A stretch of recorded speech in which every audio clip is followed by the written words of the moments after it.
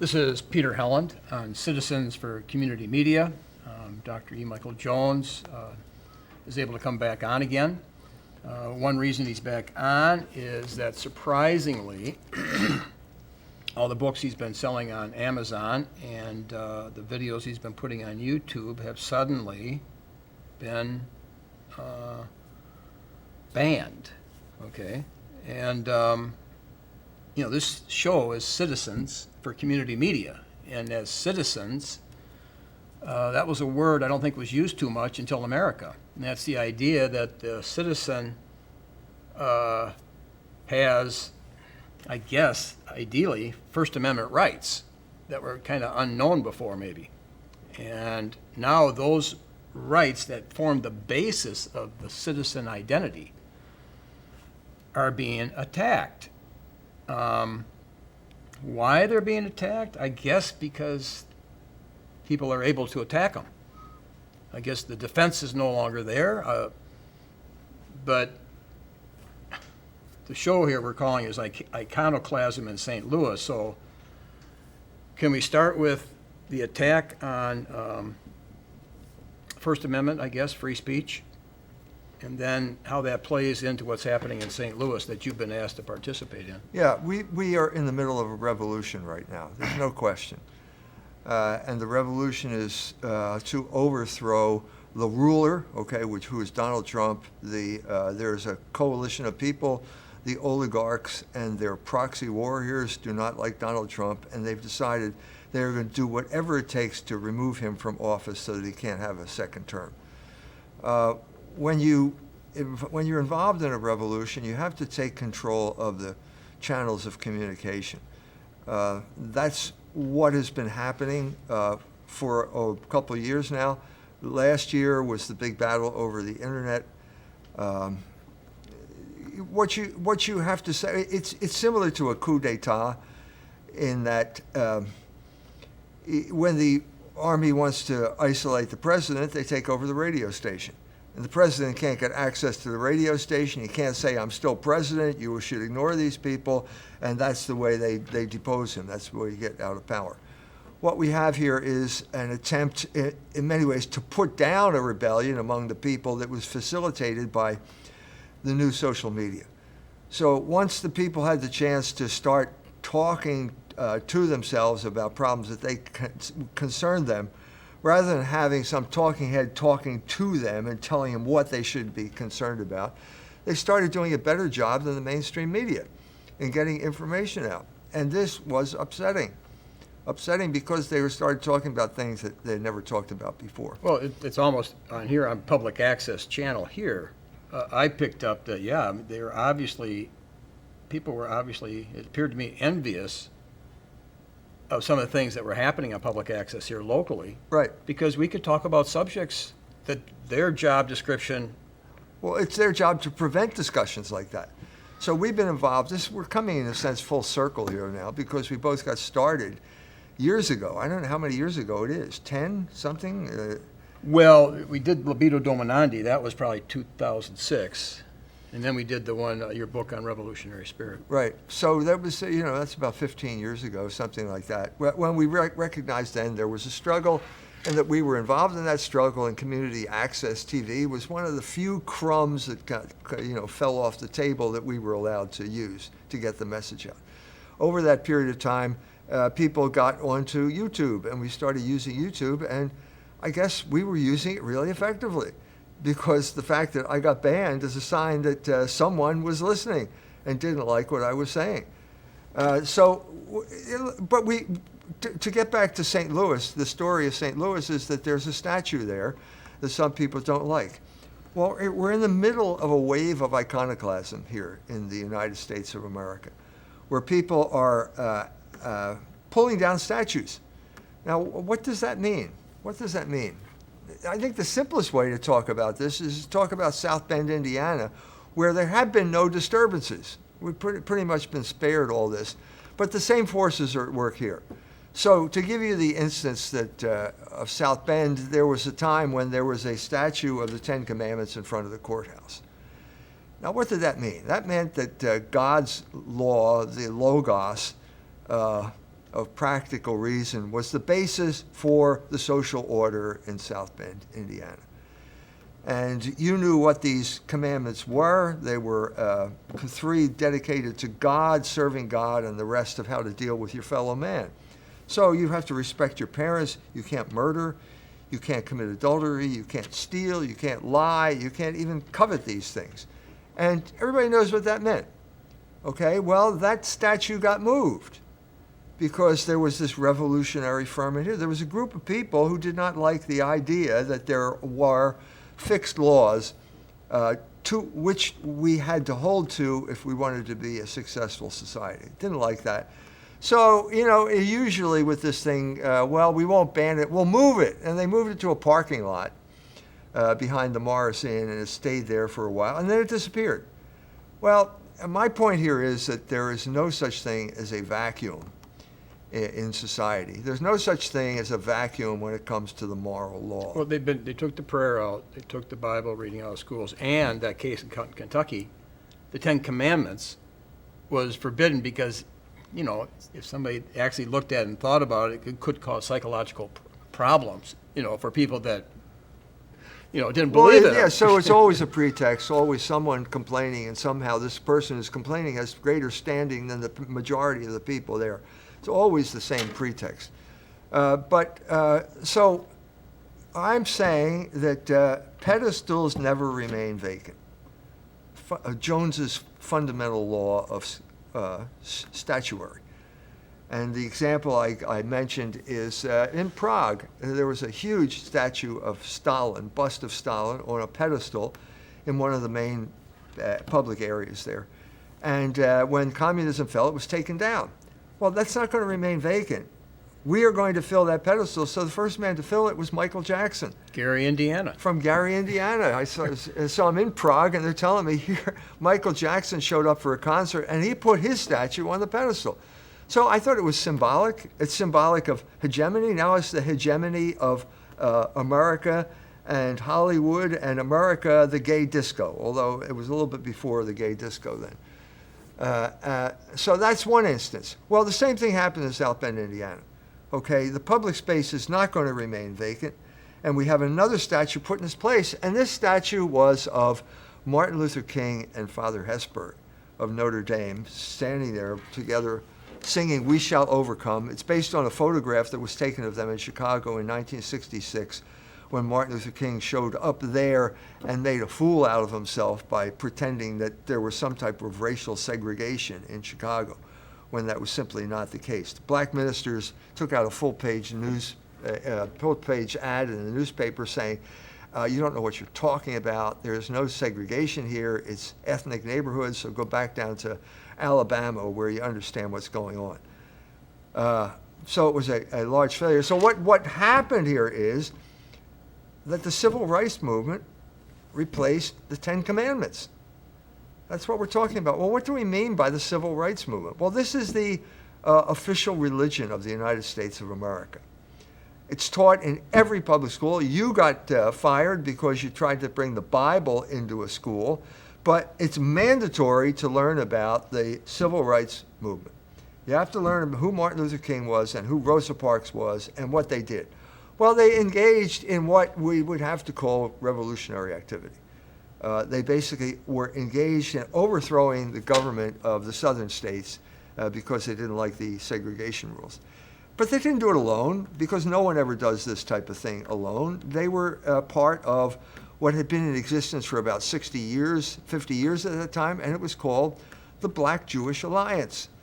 And basically you had New York Jews like the Spingarn brothers creating organizations like the NAACP, which was basically to turn Negroes into revolutionaries. That was the point of this organization, is to create a slave revolt in the South so that the Jews could get revenge on the South for the lynching of Leo Frank. So that was the same year that happened. It was the founding of the Anti-Defamation League, which now became the leading purveyor of now in our day, the leading purveyor, the inventor, the creator of hate speech. But isn't it like in Israel, isn't that disproportional? They take the Leo Frank case and they're so offended, they want to just overturn the whole South? We're talking about a group of people who are by their nature disproportional. What do I mean by that? I mean by nature, do I mean DNA? No, I'm not talking about DNA. I'm talking about the intellectual constitution of the Jewish people, which is known as the Talmud, which came into being after the Jews rejected Jesus Christ. So the Jews rejected Jesus Christ, who was the Logos incarnate. When you reject the Logos incarnate, you're rejecting the order of the universe. When you reject the order of the universe, you become a revolutionary. And what they've been for 2,000 years now, since the rejection of Christ, has been revolutionaries. To this day. Well, that's to this day. And this is a category of nature. It is not a category that I made up. I wrote the book about this 11 years ago, and in that time, I've discovered one instance after the other where it's exactly the case, and you cannot understand the situation unless you have a concept like the Jewish revolutionary spirit. And I'm saying it's exactly true of St. Louis. No, You cannot understand that situation unless you understand the Jewish revolutionary spirit. Because there's always some type of obfuscation when you're dealing with it. It's never immediately apparent. You have to look for it. And so in the United States, it's always masquerading behind racial conflict. But if you look into racial conflict, including the most recent racial conflict, you find the Jewish revolutionary spirit. So to give the immediate cause of all the uproar recently was the death of George Floyd. So we have George Floyd, someone kneeling, a police officer kneeling on his neck. That immediately, he's white, Floyd is black, that immediately sets off a cognitive, assigning a meaning to that is automatic because of the education that I just described about the civil rights movement. So white racism, again, black victim. Except that when you show it to Palestinians, they see the knee hold that the Israelis use on Palestinians. And then when you look into it, it turns out that the ADL organized seminars for the police department where they went to Chicago and learned from the Israelis not only that technique, but the attitude that goes with the technique, which is basically your fellow citizen is a Palestinian and you're the Israeli. Now, we dealt with this in South Bend. We were the only people who dealt with it when they tried to Israelicize the police force here. Our illustrious gay mayor came in, fired the black police chief, forever alienating himself from the black vote, ended his career. He didn't know it at the time. And then he immediately turned to some Jewish firm who then immediately sent a black front man in to distract us all from the fact that we were going to get an Israeli weaponized police force. The new man came in, he was a total failure. All he did was buy expensive hardware, and then as soon as he left, after chickening out on a fight, he went to work for the company that had bought the hardware, that produced the hardware. So it was a total case of conflict of interest, but that's how we learned it, and we fought against it, to our credit. We named what it was. But now the side, Black Lives Matter, is arguing our position back then. In other words, they're against the militarization of the town. They're against, it used to be serve and protect. Wait a minute. We're not finished with the description of the Floyd narrative, the icon of the Floyd, because, okay, that's the ADL egging on the police departments, going all over the country, making sure that police get trained to treat fellow citizens as Palestinians. Okay, that's the one side. The other side is the black part of the equation, and that is Black Lives Matter, and that's funded by George Soros. At the time of Ferguson, which is a suburb right outside St. Louis, George Soros gave Black Lives Matter $33 million. So we've got Jews funding both sides of the racial conflict here. That's what's going on. And no one's supposed to notice it, and then if you notice it and you mention it, you commit a thought crime. Because let's get down to what hate speech is. It's any speech that Jews don't like. Well, your book, Logos Rising, the word logos has something to do with speech. Okay? Right. And the famous verse that we've referred to it many times is that the Jewish people, Jews here in 1 Thessalonians, they please not God and are contrary to all men, forbidding us to speak to the Gentiles that they might be saved. Okay, but right above that, he says, he gives praise to God, St. Paul does, because when you received the word of God, which you heard of us, you received it not as the word of men, but as it is in truth the word of God, the logos of God, which Right, effectually, that's it. which effectually the works. word of God is the logos. Right. So here's Paul bringing the logos after he was fighting it himself, and he gets a conversion, and he knows, yeah, this is hard stuff. Yeah. So what do we know? We know that even the most belligerent, narrow-minded, bigoted type of Jew can convert, because that's what Paul was, a persecutor of Christians. They can convert. Oh yeah. They don't have to. They're not condemned. There's no external curse put on these people that they have to oppose Logos. This is a free choice on their part, and they can freely repent of it and change. And I know Jews who have converted because of reading my book, The Jewish Revolutionary Spirit. I just got a long letter thanking me for writing from a Jew from Israel. Paul Eisen in England converted as a result of that. Reading that book, a long conversation I had with him talking. You know, I don't want to take credit away from the Holy Spirit. No one can come to the Logos without the help of the Holy Spirit. But I did play a role, at least by talking about it. And that is so we're precisely back at that point. That's what you're talking about. Well, you know what I'm saying. I've been preaching Logos for as long as I've been on YouTube, and you knew that. And you know that I know that the enemies of Logos are the Jews. And they've been that way ever since the time of St. Paul. Why is this news? Why is it somehow a shock to people? And why is it suddenly hate speech? Well, Paul is saying in the New Testament that when he wrote this, that was the case. The question is it still the case?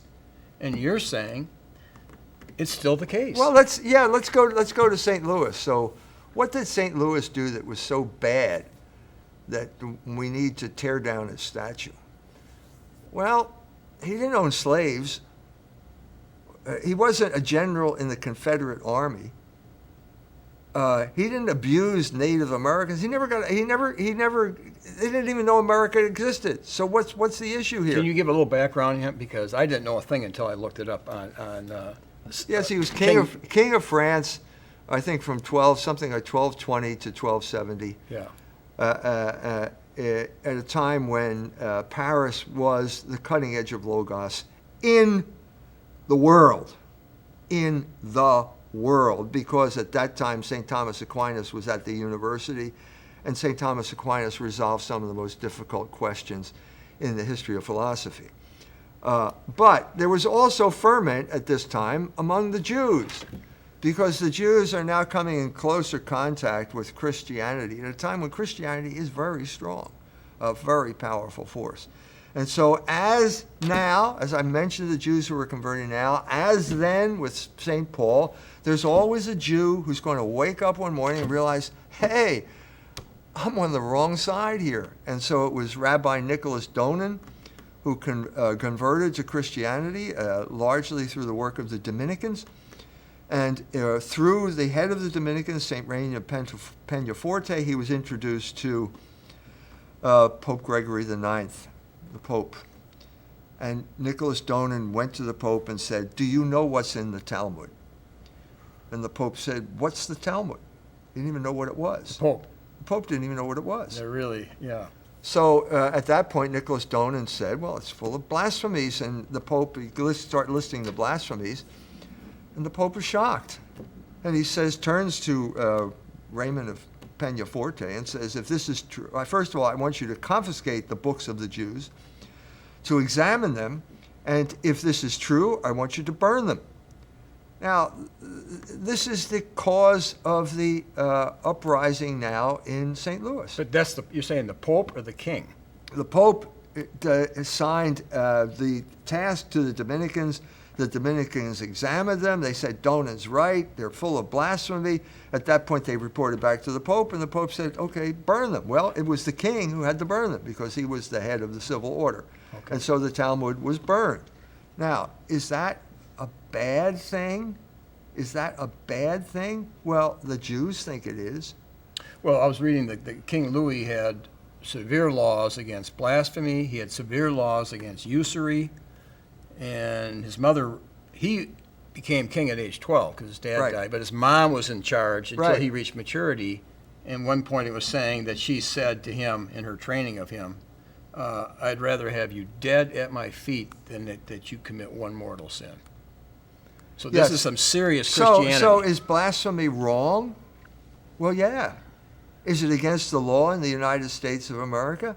Well, not anymore, because the Jews changed all of these laws. Under the guise of free speech, they basically undermined, used agencies like the ACLU to basically get the laws rewritten to suit Jewish taste rather than Christian taste. And so the issue here then is what exactly is the principle here? Now, if you go to, let's take Alan Dershowitz as an example, the classic Jew, the classic proponent of Jewish values. 1972, you can go on YouTube, and there is Alan Dershowitz. Type in Alan Dershowitz, William F. Buckley, and there he is saying to Buckley that pornography should be covered by the First Amendment. Well, no one had ever thought that before this time. This is not speech. This is the exploitation of human weakness for profit, and the Jews were heavily involved in pornography. And here he is defending Deep Throat, which was the cutting edge, the battering ram that was breaking down social morals at that time, and Alan Dershowitz is defending it.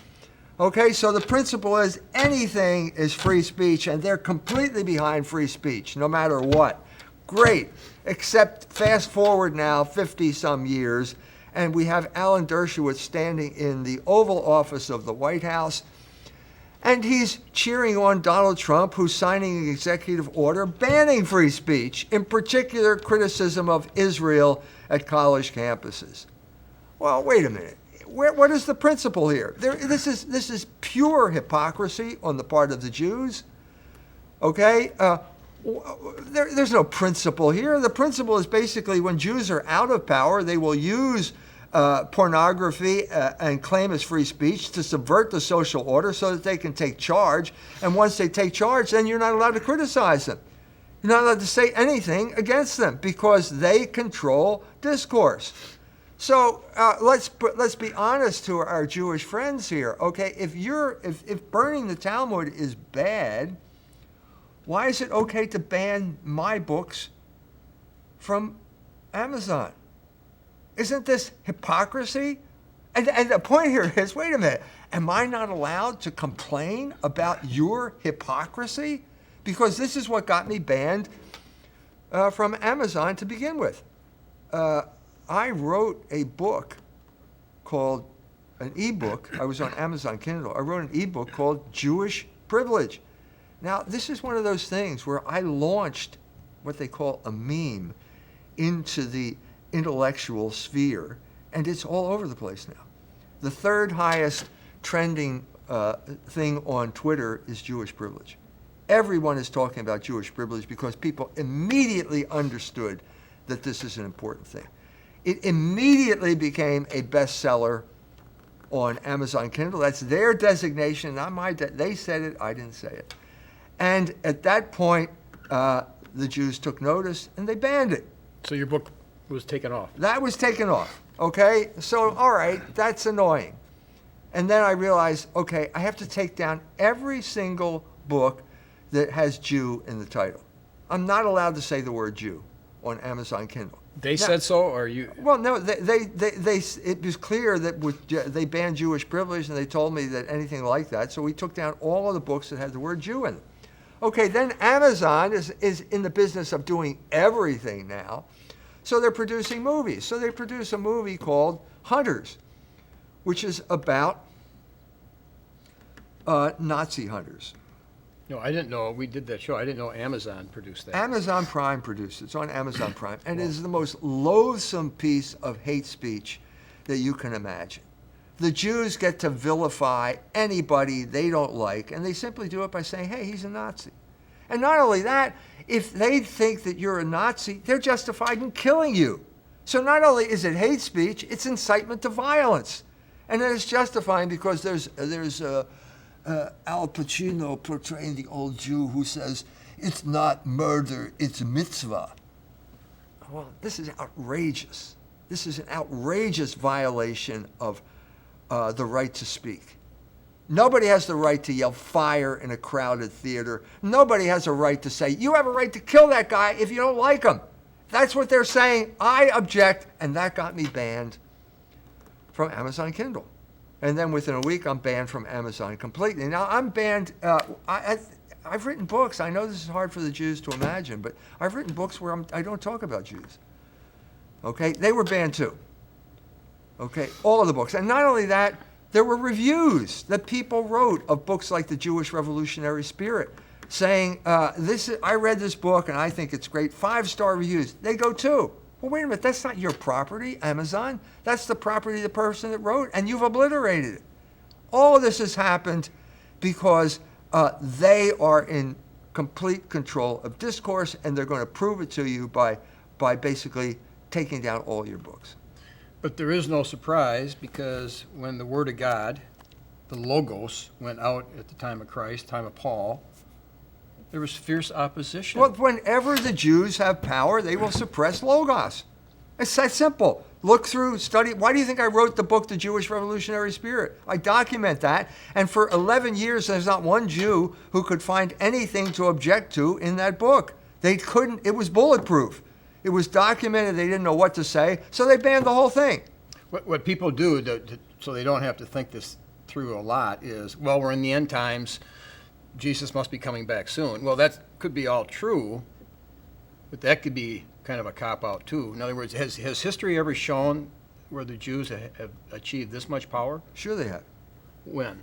How about Bolshevism in 1917 when they took over, when the Jews took over Russia? Within 1 month, okay, the revolution is in 1917. Within 1 month, they create the Extraordinary Committee to Combat Counter-Revolution and Terrorism. And the initials are the Cheka. And the Cheka is a Jewish organization. Okay, Richard Pipes said it, he's a Jew. Salo Baron said it, he's a Jew. Jewish historians all say it was a Jewish organization because it was there to spread terror, and Russians simply would not torture other Russians. But the reaction to the world at that time, especially you see Hitler with Barbarossa, he had people from all kinds of nations teaming up with, I think, a lot of them with the belief, we got to drive this thing back. Right. That was the reaction to the atrocity of Bolshevism, and that's so condemned it's not even funny. But is the reaction a physical reaction? I mean, well, the point here is the longer you go, the more you do this type of thing, the more you create violence. So the shootings, by the way, the rabbi at Poway, where they had the shooting at the synagogue, just pled guilty for crime of stealing money from the charity that was created for the victims. Was that Pittsburgh? No, that's in that's in California. California. So the rabbi just probably won't do jail time because he's a rabbi and they have Jewish privilege, but he was convicted of fraud and malfeasance there.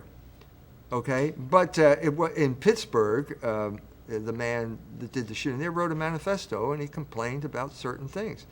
I said there are people who are blaming me. Michael Brown blamed me for it. I'm responsible. This is outrageous that a man could do this. But that's the type of people they are. This is the type of person Michael Brown is, who now, by the way, apologized, said he didn't agree with me being banned from Amazon. Well, Michael, you're the one who enabled this by calling me an anti-Semite and saying I was responsible for the Poway shootings. Outrageous type of slander. But they get away with it because they have Jewish privilege. Okay? But the guy who did the thing in Pittsburgh wrote a manifesto, and he said, basically, you guys are, You got a double standard You here. got a double standard. You're allowing immigration, you're destroying our country, and you're suppressing speech, and I can't say anything, so if I can't say anything, I'm going to pick up a gun and start shooting. Well, guess what? The fact that you're preventing speech is creating violence. That's the cause of violence, not me, not me. I'm trying to speak here. I'm trying to promote Logos. You're suppressing Logos, and when you do that, you create violence. It's that simple. And that's the situation that is existing in St. Louis right now. It was on the verge of becoming violent, largely because of the man who was leading it, a man who calls himself a Muslim, Umar Lee. Okay, now, at this point, we have to get back to what I said about the Ten Commandments. Remember the Ten Commandments? They have specific rules about what you're allowed to do or not do. And one of them is lying, and the other is theft. And this man engaged in both lying and theft in the campaign that he was waging to get the statue taken down. So first of all, there was the lying that was going on. He consistently lied about the people who were there opposing him. Consistently called them white supremacists, white nationalists. They were the same people that had been in Charlottesville. Now, it's a lie. I mean, you can say something that's false and it's not a lie, but it's a lie when you deliberately suppress the truth, and that's precisely what this man did. He knew they were Catholics. He knew that there were Catholics there to pray the rosary. He knew that they were not violent. He knew that they were not white supremacists, and he consistently, up till Sunday, consistently referred to them that and refused to answer any of the tweets they sent when saying, no, we're Catholic here. We have a right to pray the rosary. Consistently denied them their identity. No, and that brings us to the second part, which is the theft. He was engaging in identity theft with these people. And so the result was violence. He knew that. He knew that if you say someone is white, well, that person is automatically a racist. And if he's a racist, then according to Jewish principles, you have a right to attack him. Isn't that the downside of free speech? Because I get the idea in Britain, when somebody speaks wrongly of you, you have a better leverage in the courtroom to attack them for Right. slander. It's part of this system that has been engineered here for the benefit of the rich and the powerful.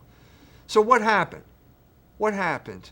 He consistently referred to these Catholics as white people, as racist, as white supremacists. And so he incited blacks to come, and there's a video. It's up on, if you look at my article on the website, you'll get the link to the video where there's a black guy beating up this 60-year-old white man. At the prayer gathering. White man, except that he's a Catholic. So I tweeted, why are those white supremacists praying the rosary? Is it because they're Catholics? Of course it's because they're Catholics. It was his lying that created the violence. That was clear. And it was the intention of the lying to create violence. That was deliberate incitement of violence, and no one's talking about this. It says, "Who is the liar but he who denies that Jesus is the Christ?" Once you're in the camp of denying he's the Christ, you're in the camp of lying. Right. And so it's just easy. And then the lying led to identity theft. And basically what you're doing is denying these people their Catholic identity. Because you have to portray this as a black and white conflict. That's what's got to happen here. It's not a black and white conflict. In spite of all of George Soros's money, it's not a black and white conflict. That's what they're trying to create.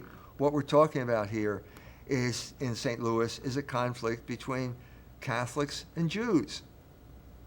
It's Umar, if you read Umar's testimony, he got the idea from Jews. Who knows? Did the black people know what the Talmud is? Do they care one way or the other whether it got burned or not?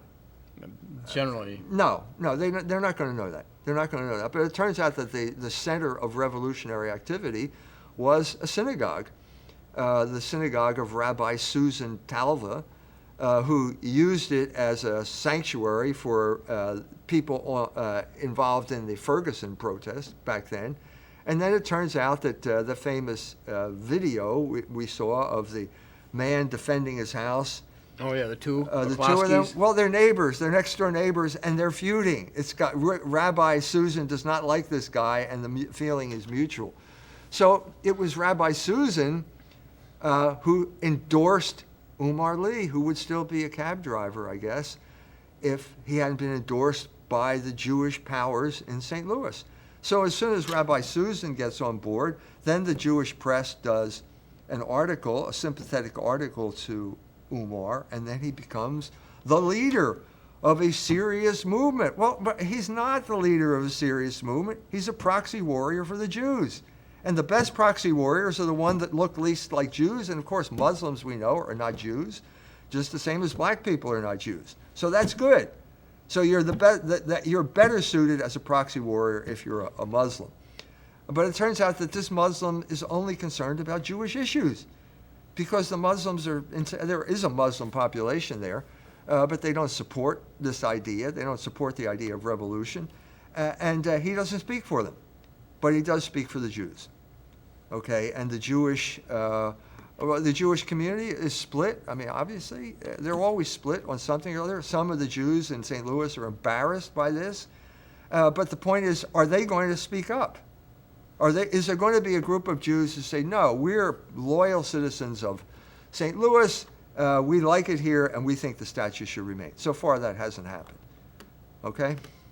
That hasn't happened. But they definitely don't like who this king who became canonized, the only king that was ever canonized by the Catholic Church, right? Yes. Okay, so you have a king that becomes canonized because he was so godly in his rule, very well respected. And that image, they don't like it. No. So it was, according to Umar Lee's own testimony, he got the idea from a group of Jews. They were Jewish students at Washington University, and they did the original protest at the statue. And that's where he got the idea. So the idea never would have occurred to him. Okay? They got the idea from that protest. So the question is, well, what are we doing here? What are we doing here? Well, we're erasing the history of St. Louis. But if you tear down that monument, you're tearing down the history. You're tearing down a reminder of what was the history of St. Louis. But they want to do more than that. This is a revolution. Well, but this is the way the revolution begins. The revolution doesn't begin with guns. It begins with ideas. And so they're going to tear down. They're going to say, we have hegemony over your history. You do not have your own history. We are the ones who determines what your history is going to be. And we are erasing this. And if you erase the people's history, you erase their identity. But this has been happening in the schools. Sure it has. Sure it has. Well, the victors control history. So we're going to erase your identity, and once again, we're back to identity theft here. This man is in the business of identity theft. He wants to steal the identity of the Catholic population of St. Louis. That's obvious. He wants to steal the identity of all of the people of St. Louis, okay, because he's stealing their history. The next thing on his bucket list is Lindbergh Boulevard. They are not allowed to honor Charles Lindbergh. Now, did Charles Lindbergh own slaves? Was he a racist? Did he antagonize black people? No. It's purely, once again, a Jewish issue here. But they have taken, just like with the civil rights, they tried to attach the gay rights movement to it, but they have taken the Holocaust and they're trying to attach the sufferings of slavery to that. You go right from, if you read the reports in the Jewish newspapers, it's like night follows day. As soon as Louis IX burned the Talmud, Hitler was right around the corner. Well, wait a minute, that's 800 years. A lot of water flowed under. This is typical of this tendentious Jewish history that gets imposed on everyone because they have Jewish privilege. And they can tear down your statues, and you have no way to object. You have no rights when it comes to Jewish privilege. You have no right to defend yourself if they call you an anti-Semite. That's it. That's the end of the story. No one should have this type of power over discourse. But you're saying that have we ever seen in history something similar to the Jewish strength in America now? And you said the Bolsheviks. But I think there's a great argument that World War II in Germany was mostly a reaction to the threat of Bolshevism. Of course it was. And I cover this in the Jewish Revolutionary Spirit.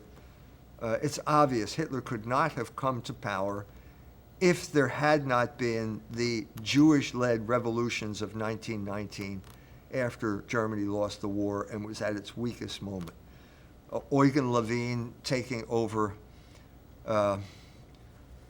the Soviet Republic of Bavaria, creating terror in that city and resulting in a reaction where the militias from the countryside came in and basically fought battles, pitched battles in the street, and drove the Bolsheviks, the Jewish Bolsheviks, out. That had to happen. That was on everyone's memory during the 1920s because now the Bolsheviks controlled Russia, and Russia became the source of subversion throughout the entire world. Everybody knew Bolshevism was Jewish.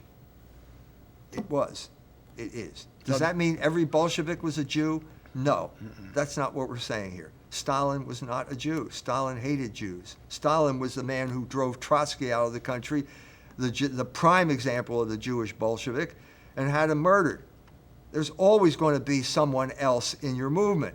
But does that mean it's not a Jewish movement? No, it is a Jewish movement because it's dominated by Jews, and more importantly, it's dominated by Jewish ideas. But could we learn that perhaps Germany's reaction was not the Christian reaction? Of course it wasn't Christian. It was pagan. Hitler came to power, and first thing he realized was that Germany is divided right down the middle because of the Reformation. So his first attempt was, well, I'll resolve the Reformation. So he brings the Catholics and the Protestants together. That's not going to work. It's not going to work. So he says, I'll have to do an end run around Christianity. I know. I'll go back to pagan Germany. I'll talk about Richard Wagner's operas, and that will unite. Well, that's what happened. So it became a pagan movement because he failed to unite the division in Christianity. Well, that's going to cause problems, and it does cause problems. You can't remove Christianity and not expect some type of violent reaction. Part of what he was doing is trying to unite Germany to defeat the huge threat in their minds, Bolshevism. Right. And so he tried to unite it on the religious lines. Couldn't do it. So he had to try another method to get those things. So that's the situation in St. Louis.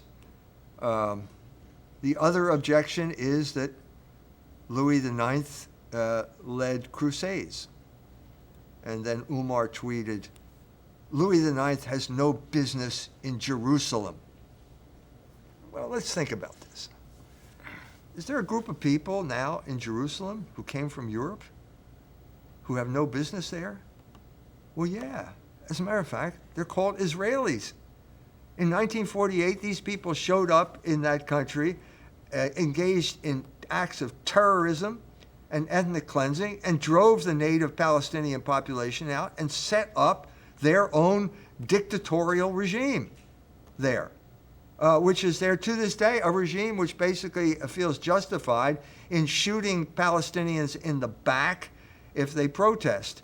One injustice after another. Well, let's get this straight now. And that's not you saying, that's Miko Pellet and people even an Israeli like Miko Pellet is saying this type of thing. So it's hardly, so does that mean, does that make me an anti-Semite if I'm saying the same thing? No, it doesn't. It doesn't. It's a way of shutting down what I have to say. Okay, so if it's wrong for Europeans to take over Palestine, then why are you defending Israel? Isn't that wrong? So you have they're the two instances, they're the only two things that they could dredge up to talk about Louis IX. And they're both instances of, if what Louis IX did is wrong, then what the Israelis and the Jews are doing today is wrong, and they have no right to criticize it.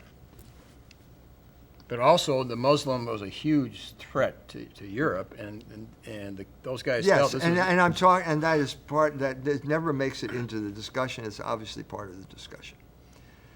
Okay, that there was a war going on between Islam and the West, and the West had a right to defend itself and make sure the sea lanes were open in the Eastern Mediterranean. That's what was going on. That's what led to the later, for centuries, they fought for centuries. The Battle of Lepanto was basically 300 years later, still trying to establish sea lanes in the Mediterranean. You know, Constantinople was cut off from Christian Europe, largely because of the Islamic invasion, and that, you know, they felt they had a right to reunite the Christendom and take back the Holy Land. But, you know, even if that's not the case, who gave these people who are doing exactly the same thing that they're accusing, who gave them the right to take down the statue? That's the whole point. So the question is, who's in control here? We have to face up to give an accurate understanding of what is happening. Because if we don't, we will never win the battle. but part of the reason that this is even happening is that the strength of the Catholic bishops is weakened. They're not. And what has weakened Catholic bishops in this regard?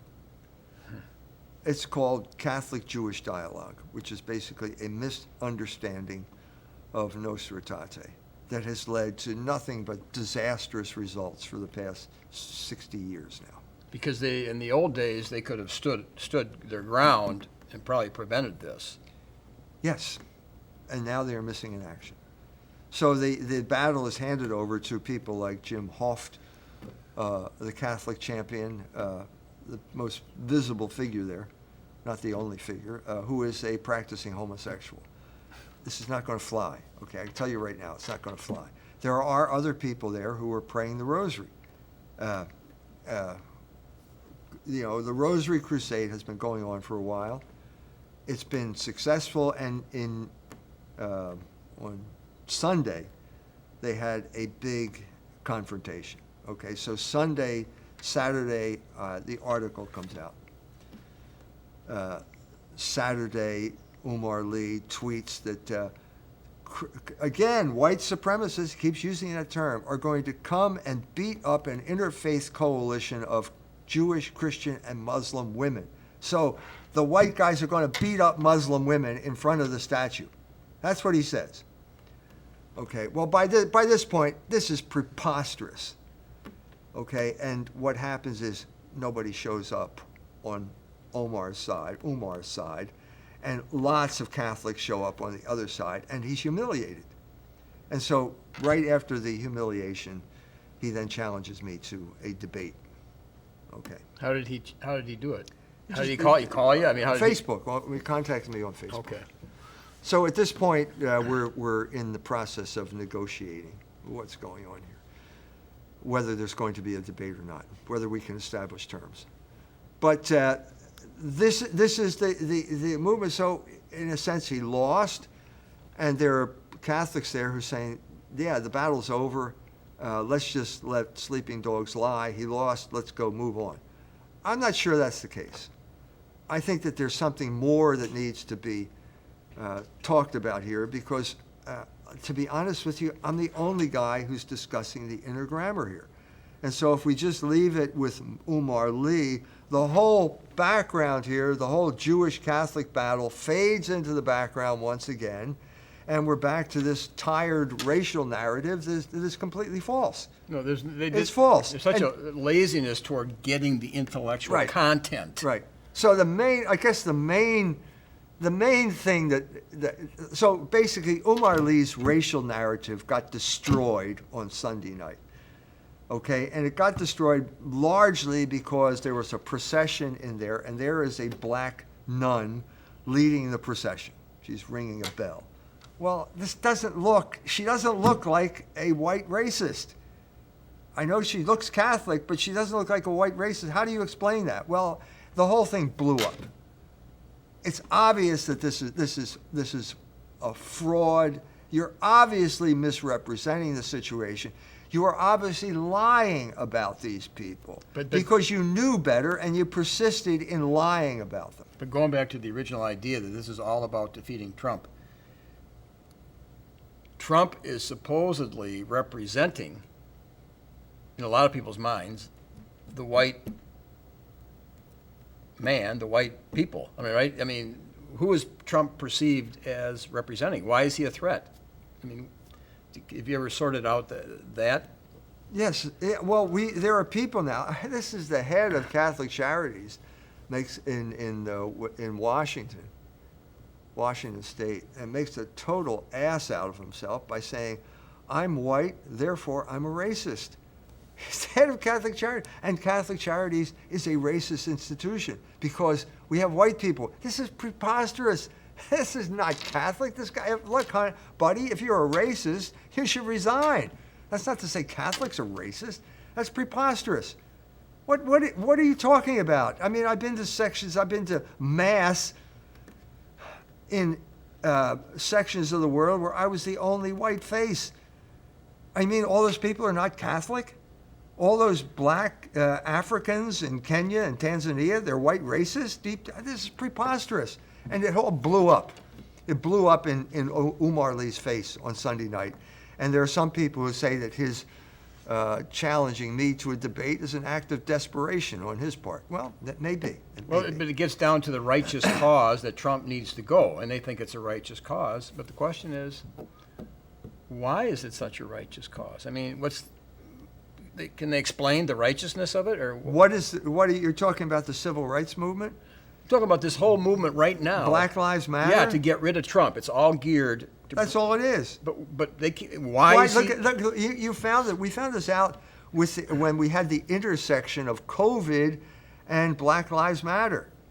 So these are competing crises. They're both being orchestrated to drive Donald Trump from office. Okay, that's clear. Okay, but it turns out that COVID, you have to wear this mask, because if you don't, you will spread this disease and you will be a bad person. Unless, of course, you're protesting against the death of George Floyd, in which case you can get together packed in like sardines with no one wearing masks, and it's not going to matter. Well, this is complete hypocrisy. This exposes the sham nature of the rules that are being imposed on us. Maybe there is a COVID virus. I've written about this. I think there is. I think it was weaponized in a laboratory in Wuhan, China, with money from Anthony Fauci. I think it exists, but it is what it is. But is behind the taking down of Trump? They don't need a reason. Is it just a revolutionary spirit? That just you need a pretext. A pretext, but do they have a real reason inside their mind that makes sense? Yes, they don't like him. And these are people. These are people who are driven by will, not by logos. These are Nietzscheans. These are people who believe in will to power. These are people that believe truth is the opinion of the powerful. But how do they know they don't like him? What happens if they, you had a double-blind study and they spend a day with this guy Donald Trump and they fall in love with him and they go, "Don't you know you're supposed to?" How do you know that you don't like someone? I think it's that's all you know. When you're in this frame of mind, you know what your passions are, you know what your desires are, and you don't know anything else. So everything revolves around people you don't like. Now, hatred is a Jewish virtue. Why aren't we talking about this? Now, that sounds like an awful statement, except that it's not my statement. It's Rabbi Meir Zolvichik. And he wrote that in First Things, which is the neocon paragon of intellectual respectability in this country. Well, why aren't we talking about that? Well, because we're not allowed to talk about it. You're not allowed to talk about things that the Jews are allowed to talk about. Except, we only have 4 minutes, public access here locally. We're in the last ditch here, Peter.